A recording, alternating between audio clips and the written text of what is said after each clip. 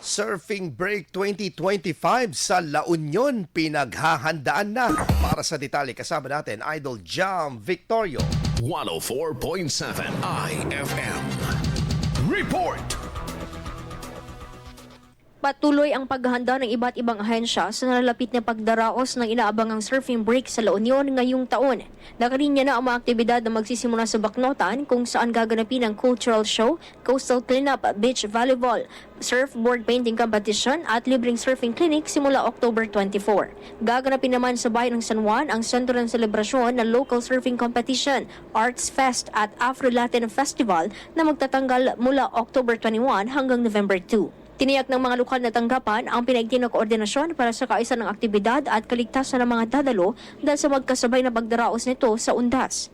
Noong nakaraang taon, itinaas sa high alert ang PDRRMO dahil sa parehong dahilan kung kailan higit dinagsa ang mga baybayin ng mga turista na nagsiuwi dahil sa undas. Kasama mo mula dito sa IFM Dagupan, ito si Idol Jam Victorio. Tatak, IFM. IFM News. IFM News. IFM News.